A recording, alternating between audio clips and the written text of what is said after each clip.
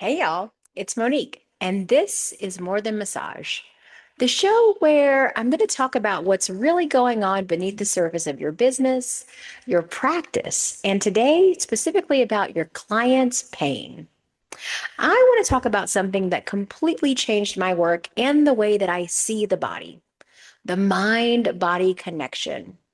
Now, before you tune out and start to think, oh, I've heard that phrase before, stick with me because I'm not just talking about stress. I'm talking about the emotional stories that both you and your clients are holding in your tissues. I'm talking about pain patterns that don't go away no matter how much deep tissue you do. And I'm talking about what happens when we stop chasing symptoms and start listening deeper. Let's be real. Massage school teaches us things like anatomy, technique, and pathology, but it didn't teach us how to handle a client who breaks down crying on a table, the pain that keeps coming back even after perfect body work has been given, or that gut feeling that something is stuck and it's not just physical. I used to think I had to push harder, that if someone still had pain, it was because I hadn't done enough. But over time, I started to notice something. My clients who were stuck in physical pain were also stuck in fear patterns, in shame patterns, in stressful stories, and they didn't even know that they were carrying it. And let's be real, no amount of muscle manipulation was going to fix what was going on in the mental and the emotional body. So let's break this down. What is mind body connection really? Well, in my world, it means that the mental and the emotional state directly affect the physical body. The body follows the mind and what you think you feel. And when your mind is under stress or emotional pressure, your body will respond. It braces, it holds tension, and it even speaks through pain or discomfort. And when your body is tight, fatigued, or dysregulated, you go into what we call a think feel cycle. So you think a thought, you feel a feeling, you feel a feeling, you think a thought, right? And so your mind and your body are struggling. It's not separate, it's never been separate. And the body will always express what the mind has never had a chance to process, understand, or feel safe with. We've been hearing all these buzzwords around like somatic, root cause, nervous system regulation, etc. And I want to talk about them because they sound great, but we have to make sure that we really understand what they mean. So, somatic is soma, it means of the body. Somatic work honors the body, holds memory, trauma, tension, and emotion. It's not just posture and pain. And so when we do somatic massage, which I teach a continued education in, we're not just working on the body, we're working with the body. It's meant to slow down, tune in, and we might use things like breathing or holding or just creating a safe space without force or pressure. It's subtle, but it's so powerful.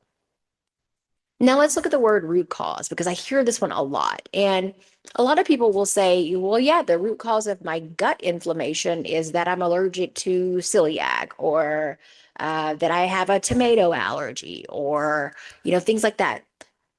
Root cause in my world is getting to the root, not the thing that activated it. So, sure, the celiac might activate it, the tomatoes might activate it, the food poisoning might activate, but why does the body do that? So, we're asking things like, why is the neck locked up? What are we carrying in the low back? What is the body trying to say? The root cause is about listening deeply and intently, not just fixing what hurts. We're not band-aiding, right? We're actually going into the dirt and we're pulling it out where it started. This could be generational. This could be something that happened to you when you were in utero. This could be something that your unconscious or your subconscious heard. Maybe not even something directly related to a conscious part of your body or your brain or your life. which now brings us to the nervous system dysregulation and regulation. Your nervous system controls how you feel in the world, how safe you are. Your clients, many of them are walking around in a constant fight, flight, freeze, and fawn.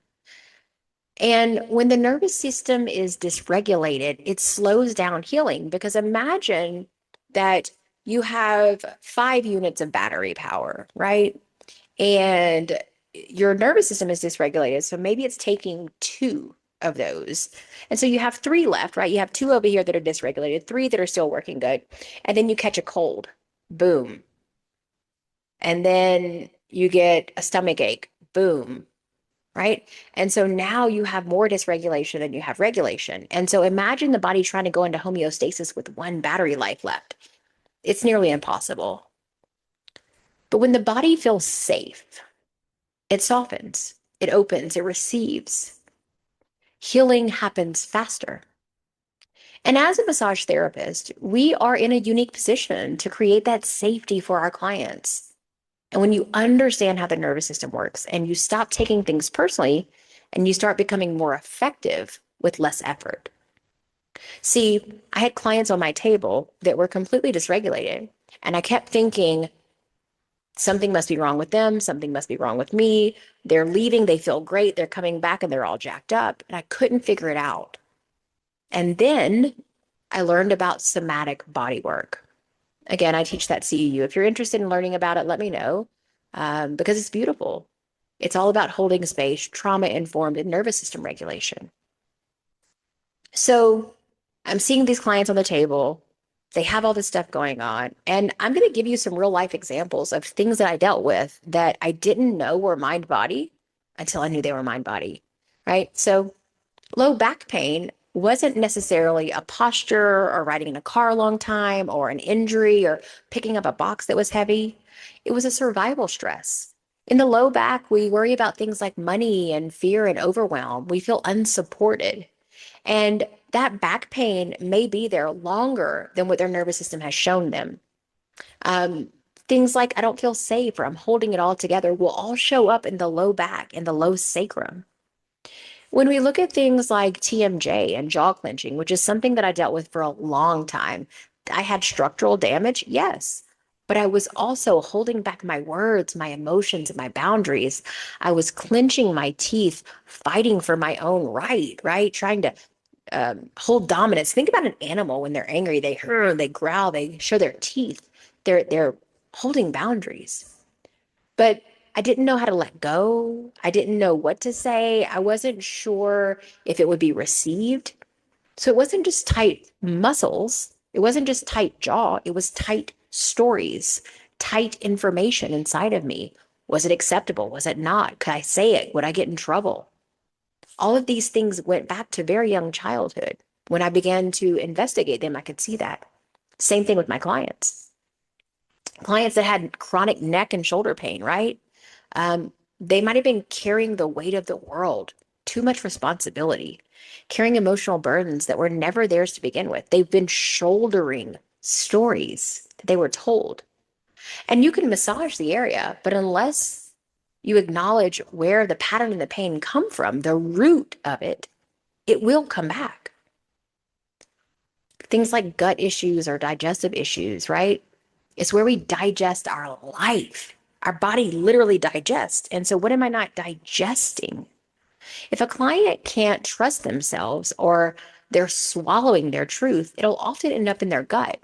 And so much of our anxiety, intuition, and emotional sensitivity lives in the belly. So, why does this matter for you or your clients? And here's what I want you to know. Understanding the mind-body connection doesn't make you a therapist.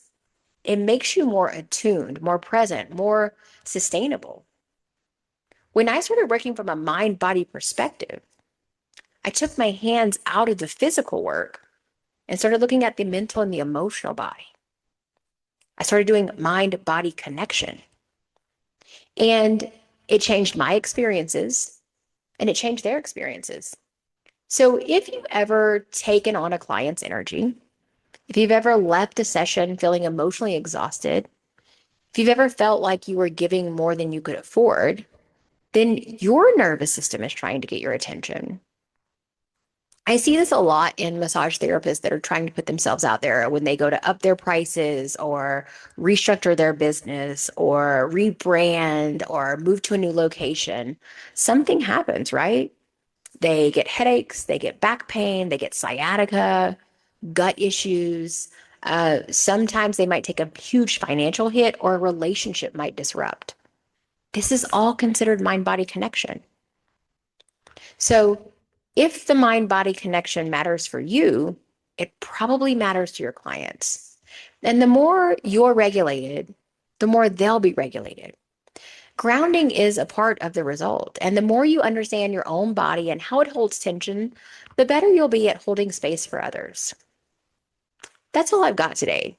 So if you've been out there hearing all this talk about somatic or mind body or root causes or nervous system regulation, and you're wondering what it actually means, here it is. The body remembers, the mind reacts. And when we stop ignoring one or the other, that's where the real healing starts. So listen to your body, support it the best way you know how. And if you want to talk about this or go deeper, feel free to reach out. Thanks for tuning in today. And this episode made you rethink the way you practice, send it to a fellow therapist who's ready to do deeper work, not harder work, just deeper. And next week, I'm going to talk about something I wish I'd learned a long time ago. You don't have to hurt yourself in order to help someone else. There's another way, and I'll walk you through it. This is More Than Massage. I'm Monique Derwin, and I'm so glad that you're here with me today.